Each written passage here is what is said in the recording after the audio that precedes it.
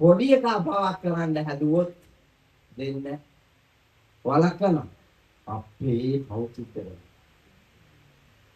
තාත්තට බයින්න ඕනේ අම්මට බයින්න ඕනේ ආච්චිට බයින්න ඕනේ සීයාට බයින්න ඕනේ හාමුදුරුවෝ ඉන්න තැන ඔහොම නෙමෙයි වන්දනා කරන්නේ මෙහෙම බුදු පූජා පවත්වන්නේ මෙහෙම ගහේ කොලේ සතා සිව්පා වාගේ ඇලේ දොලේ මහ පොළොවේ ඉඳලාම ඒවට ආදරය කරන විදිය උගන්වලා මිහි කලෙන් තියෙන උත්තම වස්තු දෙක දෙමව්පියෝ දෙන්න. මාතා පිතූ පට්ඨාන පුත්ත දාරස්ස සංඝහෝ අනාකුලාච කම්මන්තා ඒ සම්මංගල මුක්ත මහා මංගල්‍ය දිවි ගමනේ හම්බෙන උදාරතරම මංගල්‍යයක් තමයි නිවන් දකින්න. දෙමව්පියෝ දෙන්නාට සංඝ හතියි. භාග්‍යවතුන් වහන්සේ ගාවට බමුණෙක් දානයක් අරන් එනවා. ඒ ගමන බුදුරජාණන් වහන්සේ අහනවා දානය පිළිගන්නලාද දානෙ ගෙනාවේ කියලා. බමුණ තුස්මීන් භාවයෙන් බලාගෙන ඉන්නවා බුදුහාමුදුරුවෝ. භාග්‍යවතුන් වහන්සේ මා මේ ලෝකයේ අග්‍රතම ශික්ෂාකාමී උත්තමයන්න් වහන්සේට මේ අග්‍රභාගය ගෙනාවේ නෑ. ඒ ලෝකයේ අග්‍ර වූ මා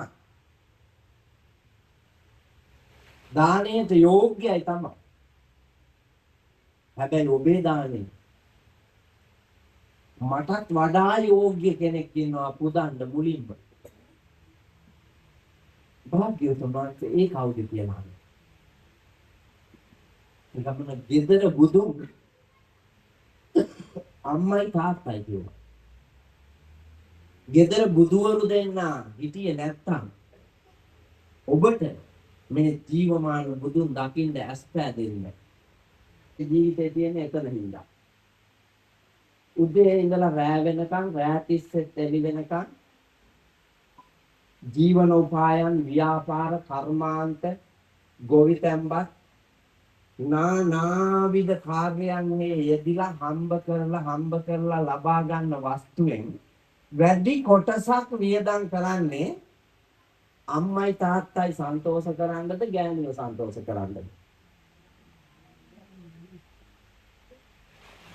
මොකද හිතෙන්නේ?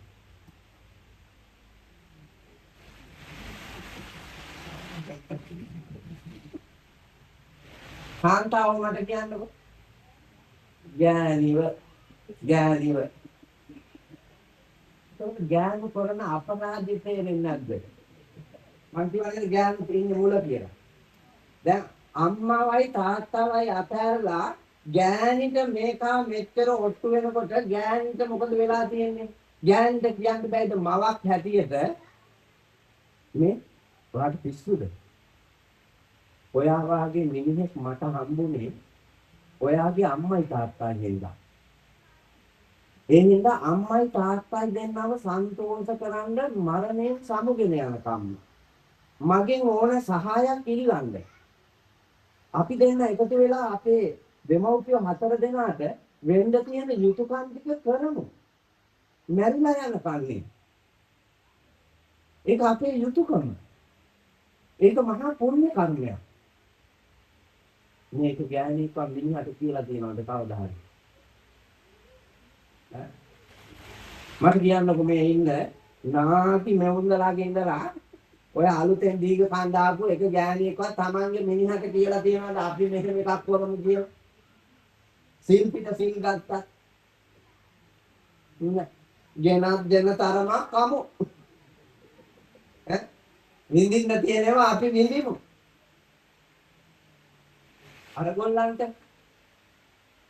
ඒගොල්ලන්ට දෙන්න ගියපු ගමන් හැප්පිච්ච තන් ගැටිච්ච තන් වල ප්‍රතිඵල තමයි මුගලන් ආන්දර භුක්ති විඳින්නේ. ගෑණිගේ කීමට බොන තෝරගත්තා. ගෑණිව අම්මවයි තාත්තවයි ගෙනිච්ච කැලේකට ගාලා ගහද්දි කෑ ගහ කියනවලු දෙමව්පියෝ දෙන්න. අනේ මගේ පුතාට නම් අත තියන්න එපා අපිව මරාපල්. ලාන්නකො මව්පියෝ සෙනෙහස. කෑලි ගියත් බලාගෙන ඉන්න. අම්මා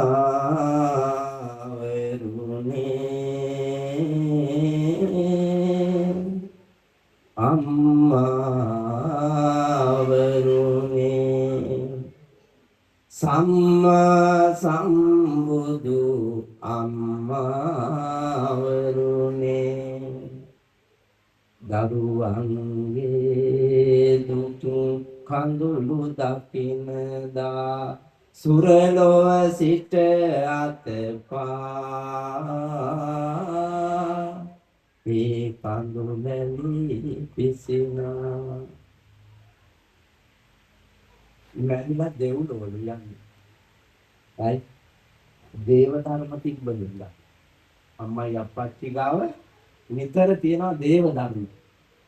දේව ධර්ම ප්‍රගුණ කරාම දෙව්ලොව උපදින්න වාසනාව තියෙනවා. මොනවාද දේව ධර්ම?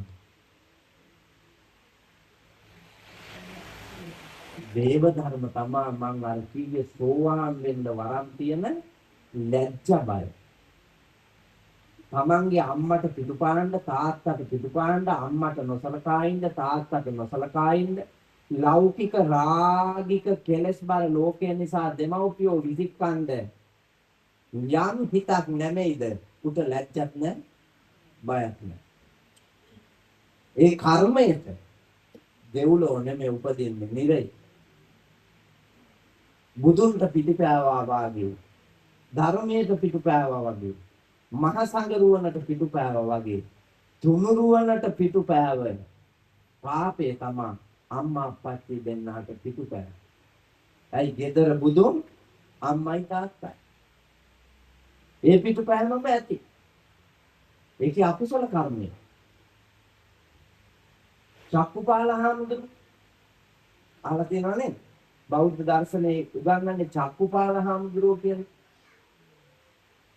මනෝ පුබ්බංගමා ධම්මා මනෝ සෙට්ටා මනෝමයා මනසාචේ පදුත්තේන භාසතිවා කරෝතිවා තතෝනං දුක්ඛමං වේති චක්කම්ම වහතු උපදං